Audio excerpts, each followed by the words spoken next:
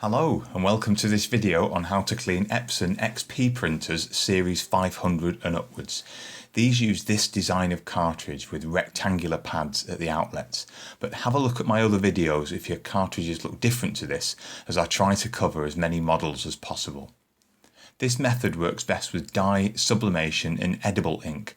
Pigment inks are much harder to clean but still worth trying if you've caught the blockage early or if cleaning is a last resort. There are a few things that can cause blockages. The most common is having the printer sat idle for over a week.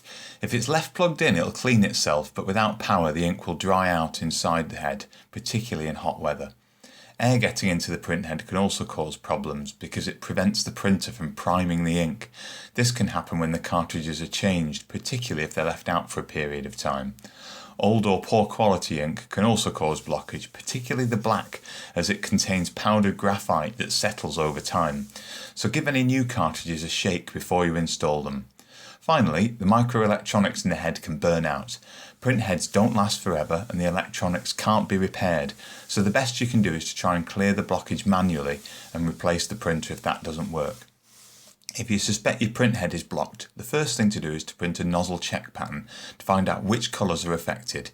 If there are any error messages that prevent it from printing this pattern, these need to be cleared before attempting to clean the head.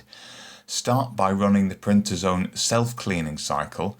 This clears most blockages, but if it hasn't worked after 3 attempts, then move on to the manual cleaning method I'm about to show you. The first thing to do is warm up the cleaning fluid. It's not essential if you caught the problem early, but it does make a big difference on stubborn blockages. The simplest way is to heat the bottle in a cup of freshly boiled water, but if you have one of the bigger bottles, you'll find the syringe comes with a plastic cap so you can heat the fluid inside it. The hot water also helps with getting the tubing onto the syringe. Draw the fluid back and forth a few times when you're filling to try and remove some of the air bubbles, then leave it to heat up while you're getting your printer ready. Just while this finishes off, if you find you can't fix your printer and end up replacing it, then look at fitting a continuous ink supply system, or CISS, to the new one. They take about 20 minutes to fit and are a bit of a fiddle, but save a lot of money on ink.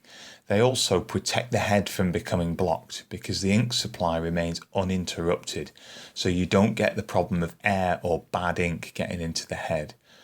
Whatever you end up doing, keep your printer powered on all the time so it can run its automatic head clean cycles and prevent itself from getting blocked.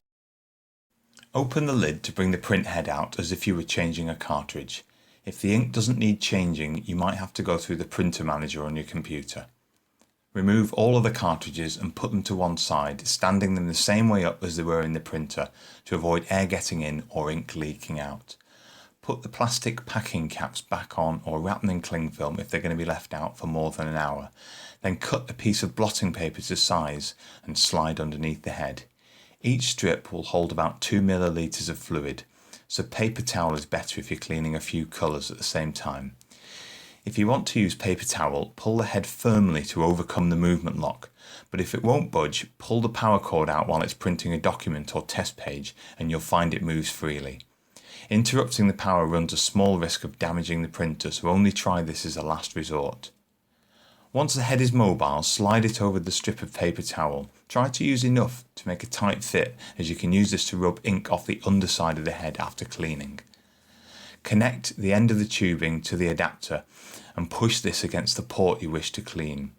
Slowly inject 2 millilitres of fluid, making sure you keep the seal between the adapter and the head. Repeat this for any other colours that need cleaning. It shouldn't take too much pressure, so if fluid leaks out, it's either the adapter not being held flat against the print head or a complete blockage in the print head.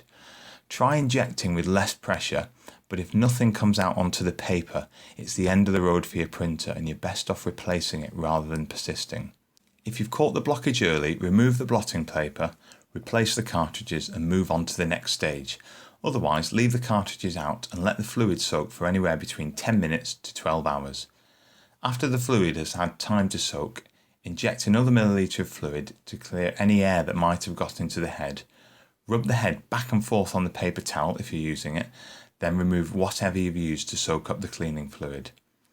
Notice the clear plastic encoding strip that the printer uses to track the position of the head.